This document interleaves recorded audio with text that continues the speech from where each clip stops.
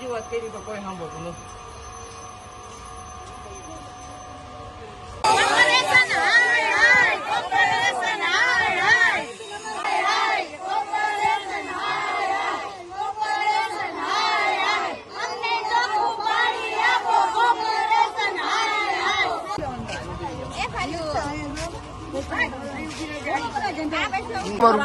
પાણી કેટલું ગંદારું સંડાસ થી વાસ આવે એવું પાણી આવે.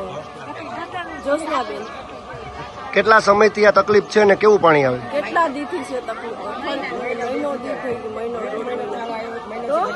મને તો પેટમાં એવું દુખે છે. શું તકલીફ છે? 6 મહિના પહેલાથી છે. આ વચ્ચે બંધ થઈ ગયું તું, પછી પાછું ચાલુ થઈ ગયું. એમાં વાઇસ આવે ગટર ને આમ સૂંઘે તો કેટલી વાઇસ આવે એમાંથી. 6 મહિના પાછું બંધ થઈ ગયું પછી પાછું ચાલુ થઈ ગયું. એકદમ ડોરું ડોરું પાણી આવે અને એક દી આપણે ગોરામ નાખે તો બીજે દી એમાં જીવાત પડી ગઈ હોય. હા, એવું તરત જ જીવાત પડી.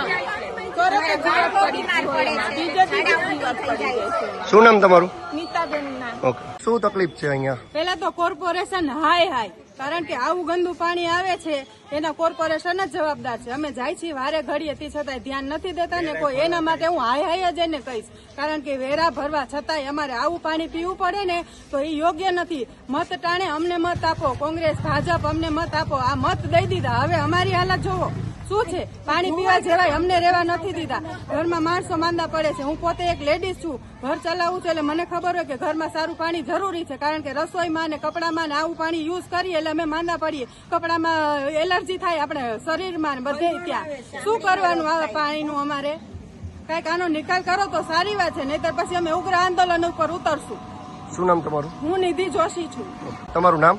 મારું નામ સાયરા માસી. સાયરા માસી, શું તકલીફ છે? ધર્મનગર પાણી આવે છે, તમે જોઈ શકો છો. જો કેવું પાણી સામા માણા બીમાર પડે. શું કરું? કયો પીવું, કેમ ઘરે કેમ ઉતારું? અમારા મ્યુનિસિપાલિટી વાળાને એટલું જ કહેવાનું થાય કે આ પાણી જો આ બધી બાયું કે અંડોલ ઉપર અમે ઉતરશું.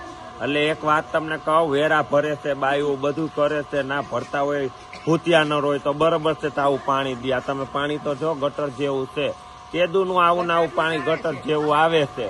બાયું ટીપું મંગવે છે બહારથી, ઓલા ફિલ્ટર પાણી અમે ગરા હુકાઈ જાય છે. એટલે અમારે એવું કહેવાનું થાય કે પાણી ચોખ્ખું દો, અને 15 મિનિટ તો માન પાણી દે છે. બાયું બિચારી લુગડા ધોવે, ખાવાનું કરે, કેમાં પાણી વાપરે? બહારથી હું મંગાવે ત્યાં રૂપિયા વાળા અમારે જેવા હોય. આ ગરીબ માણસ બિચારા આવાસમાં ક્યારે રહેતા હોય તમે મને કયો? એટલે મારે કહેવાનું એવું જ છે, ચોખ્ખું પાણી દો, અને પાણી ખાસ કરીને વધારે દો એમ કહું છું.